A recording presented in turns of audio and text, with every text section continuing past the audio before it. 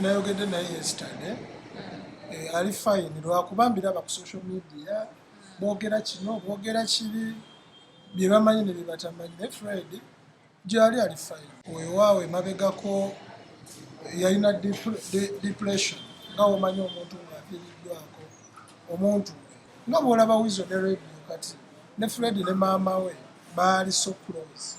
Nno bagamba yatandika ebiragalalagala nga yakava ebweru. Ebiragalalagala nga ki? Ng'enjaga.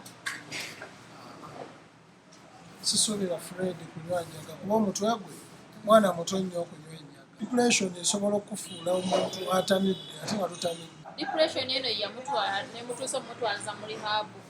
Anti era bonna nga balowooza njaga era yatuukayo n'avaayo bulungi n'atereera waali. Yali abo era teryali bbanga ddene kubanga teyalina nnyo kizibu ku mutwe. Yeetaaga abantu abaabeererawo maama we muleme kumulekerera musigale nga ne Fred mumubeererawo naye abamu Eva olwafa n'omwana ne bamuvaako. Fred baamuviirako ddala era nalaba mu kuziika nga boogera bingi naye baamuviirako ddala naye waali ali fine mukama era tuli mu nteekateeka zimukola ki zimufunira omulimu.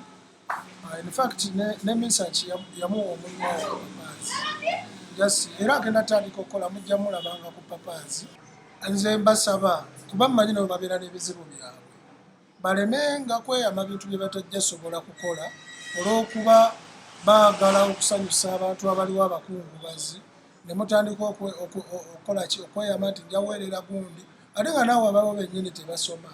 Nkulayirira abantu bonna mikwano gya Eva abasinga obungi Fred baamusuula olunaku maama we lwe yafa bonna ne bamulekawo naye nga maama wa Fred bantu bangi be yabeererawo batannafa. So abantu abo mwenna era mbakunga nkimanyi mundaba naye Fred mumunoonyeeko ennamba ya maama we yagirina mumukubireko alina kyalina akimuteere ku mobile money ennamba ya maama we yagirina.